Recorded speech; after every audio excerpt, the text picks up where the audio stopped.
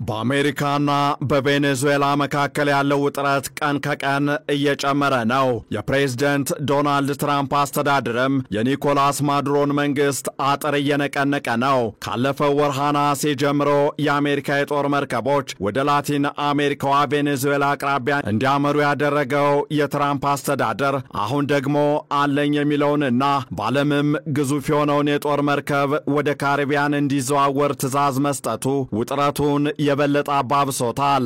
በሌላ በኩል ደግሞ ዩኤስኤስ ግራቭሌ የተሰኘው አውዳሚው የአሜሪካ የጦር መርከብ ከቬኔዙዌላ ባህር ዳርቻ በቅርብ ርቀት ላይ በሚገኘው ደሴት ላይ መልህቁን መጣሉ ካራካስን ብቻ ሳይሆን ቀጠናውንም በፍጥነት ከፍ ወዳለ ውጥረት እያሸጋገረው ነው። ከዚህ በፊት 3 የጦር መርከቦችን ወደ ካሪቢያን ባህር በመላክና የጦር መርከቦቹም በጀልባ በሚንቀሳቀሱ ሰዎች ላይ ጥቃት እንዲከፍቱ ትዕዛዝ የሰጡት ፕሬዝዳንት ዶናልድ ትራምፕ እያደረኩት ነው በሚሉት የጸረ አደንዛዥ ዕፅ ዝውውር ጦርነት በባህር ላይ ያለውን እየተቆጣጠርነው ነው ማለታቸው የሚታወስ ቢሆንም ስለምን የምድሪቱን ግዙፍ የጦር መርከብ ወደ ካሪቢያን እንዲዘዋወር ፈለጉ የሚለው ግን ጥያቄን ያጫረ ጉዳይ ሆኗል።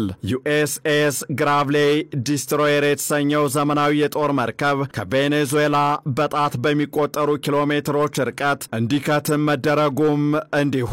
እነዚህና መሰል ወታደራዊ እንቅስቃሴዎችም የማዱሮ መንግስትንና የተለያዩ የካራካስ ባለስልጣናትን በአንድ በኩል ማስጠንቀቂያ አዘል መልእክትን፣ በሌላ በኩል ደግሞ የአሜሪካን የጸባጫሪነት እንቅስቃሴ የሚያወግዝ መልእክትን እንዲያስተላልፉ ያስገደደ ሆኗል። እናም ይህ የትራምፕ የአሜሪካ የባህር ኃይልን ከናውዳሚ ትጥቁ ወደ ካሪቢያን የማስጠጋት እንቅስቃሴና አንድምታ እንዲሁም የቬኔዙዌላ ዝግጅትና የውጥረቱ መዳረሻ ምን ሊሆን ይችላል የሚሉትንና መሰል ጉዳዮችን በዕለቱ የዓለም አቀፍ ትንታኔ ዝግጅታችን ልንመለከት ወደድን። ከዓለም አቀፍ የትንታኔ ዘገባ ዝግጅቱ ጋር ታሪኩ ጋሹ ነኝ።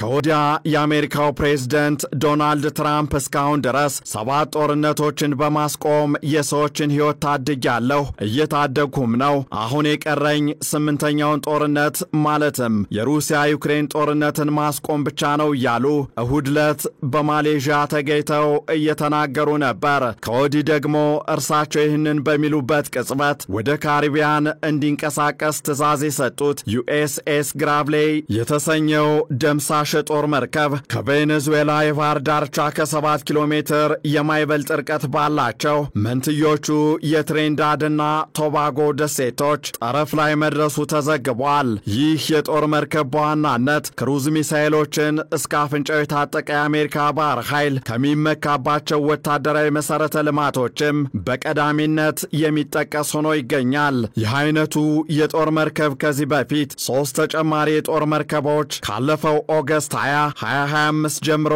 ወደ ካሪቢያን ባህር እንዲዘዋወሩና በቬኔዙዌላ አቅራቢያም እንዲንቀሳቀሱ ከመደረጉ ጋር ተደምሮ ውጥረቱን ወደ ላቀ ደረጃ የሚያሸጋግር ሆኗል። የአሜሪካው ፕሬዝዳንት ዶናልድ ትራምፕ የቬኔዙዌላውን ፕሬዝዳንት ኒኮላስ ማዱሮን ትሬንደ አራጓ የተሰኘው የዕፅ አዘዋዋሪ ቡድን ዋና መሪ ነው ሲሉ ከመወንጀል አልፈው ከስልጣን ለማውረድም የአሜሪካ የደህንነት ተቋም የሆነውን ሲአይኤን ዘመቻውን እንዲፈጽም ትዕዛዝ ያስተላለፉት በቅርቡ ነበር።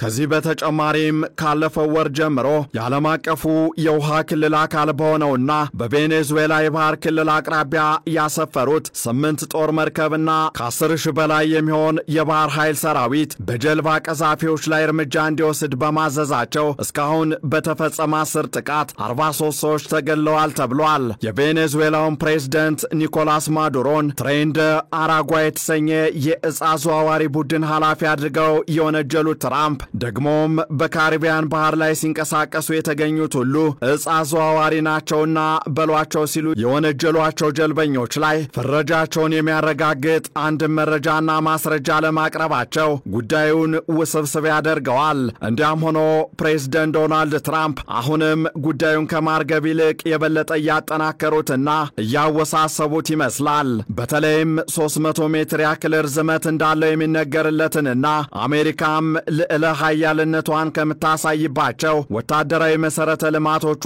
አንዱና ዋነኛው የሆነውን 38ኛው የአሜሪካ ፕሬዝዳንት በሆኑት ጀራልድ ሩዶልፍ ፎርድ ስም የተሰየመ የታለመውን ጀራልድ አር ፎርድ ግዙፍ የጦር መርከብ ዓርብ ዕለት ወደ ካሪቢያን እንዲዘዋወር የትራምፕ አስተዳደር ውሳኔ ማስተላለፉ ቀድሞውንም እየተካረረ የመጣውን የአሜሪካና ቬኔዙዌላ ፍጥጫ የበለጠ አንሮታል። በሌላ በኩል ደግሞ ይኸው ጀራልድ አር ፎርድ የጦር መርከብ ከ90 በላይ የጦር ጀቶችን መሸከም የሚችል ብቻ ሳይሆን የተለያዩ አውዳሚ የጦር መሳሪያዎችን ካፍ እስከ ደገፉ የታጠቁ ወደ 5000 የሚጠጉ የባህር ኃይል ሰራዊት አባላትንም ቀድሞ ከተሰማራበት የአውሮፓ አካባቢ በቀጥታ ወደ ካሪቢያን ቬኔዙዌላ እንዲያቀና መደረጉ ትራምፕ በቬኔዙዌላ ላይ የአየርም የባህርም ጥቃት ሊፈጽሙ ነውን የሚል ግምትን በርካቶች እንዲይዙ እያደረገ ነው። በዚህም የዓለማችንን ግዙፍ የጦር መርከብ አንድም በሩሲያ ዩክሬን ጦርነት፣ ሁለትም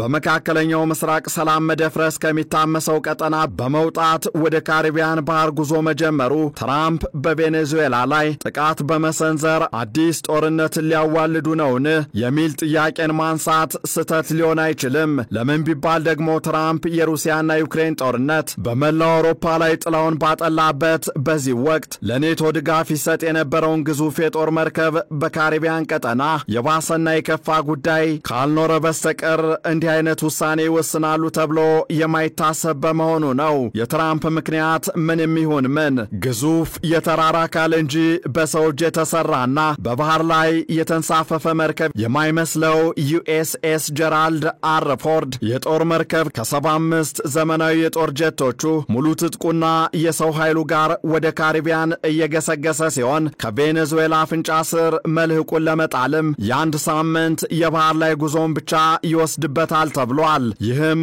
በቀጠናው የአሜሪካን ወታደራዊ አቅም በእጅጉ ከፍ የሚያደርግ ብቻ ሳይሆን ጥቃት መፈጸም ባስፈለገ ጊዜም በቅርብ ርቀት መጠነ ሰፊ ጥቃትን ለመፈጸም የሚያስችል ዕድልን ይፈጥራል። ይህንን የትራምፕ አስተዳደርን እርምጃ በአጽንኦት የሚከታተሉት የነዳጅና የሌሎች ማዕድናት ባለጸጋ የሆነችው ቬኔዙዌላ ፕሬዝደንት ኒኮላስ ማዱሮ ትራምፕ አዲስ ጦርነትን እየፈበረከ ነው ሲሉ ተችተዋል። ምንም እንኳን ትራምፕ ይህንን የሚያደርጉት ከቬኔዙዌላ ተነስቶ ወደ አሜሪካ የሚገባውን አደንዛዥ ዕፅ ለመከላከል የሚል ሽፋን የሚሰጡበት ቢሆንም ማዱሮ ግን ትራምፕ የሚመሯት አሜሪካ አዲስ ጦርነትን እየፈበረከች ነው ብለዋል። ፕሬዝደንት ኒኮላስ ማዱሮ አክለውም ትራምፕ የተጀመሩ ጦርነቶች እንዲረግቡ እንጂ አዲስ ጦርነት እንዲከፈት አላደርግም ሲሉ በምርጫ ቅስቀሳቸው ወቅት ያነሱትን በማስታወስ በጦርነት እንደማይሳተፉ ቃል ገብተው ነበር፣ ግን ራሳቸው አዲስ ጦርነት ይፈበርካሉ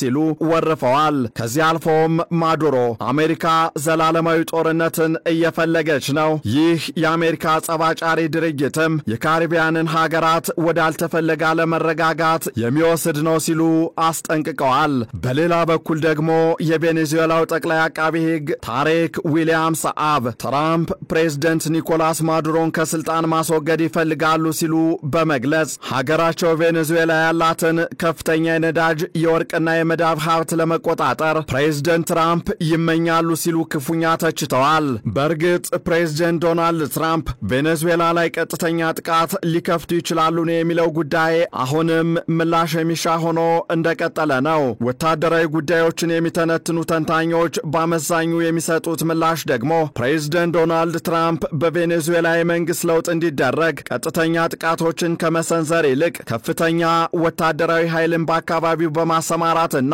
ስነ ልቦናዊ ጫናን በመፍጠር ዓላማቸውን ማሳካት ይመርጣሉ የሚል ይሆናል። በሌላው ወገን ደግሞ በተለያዩ መንገዶች ትራምፕ ለመፍጠር የሚሞክሩት የስነ ልቦና ጫና የሚፈልጉትን ውጤት በቬኔዙዌላ ማምጣት ካልቻለ ቀጥተኛ ጥቃትን ሊሰነዝሩ ይችላሉ የሚል ሐሳብ የሚንጸባረቅበት ሆኖ ይገኛል። የሆነው ሆኖ ግን ሁለተኛውና ይህኛው መንገድ ከሁለቱ ሀገራት አልፎ ምናልባትም ለቀጠናው የሚተርፍ መዘዝን ይዞ ብቅ ሊል ይችላል። የቬኔዙዌላው ፕሬዝደንት ኒኮላስ ማዱሮ ግን አሜሪካ ልትሰነዝር የምትችለውን ጥቃት ለመቋቋም የተጠባባቂ ኃይላችንን ወደ 4 ሚሊዮን ከፍ አድርገናል፣ አስፈላጊውን ወታደራዊ ዝግጅትም እያደረግን እንገኛለን ሲሉ መግለጻቸው ተሰምቷል። ይህንን ዓለም አቀፍ ትንታኔ ስናዘጋጅ ቢቢሲ፣ ሮይተርስ እና ሲኤንኤንን በዋቢነት ተጠቅመናል።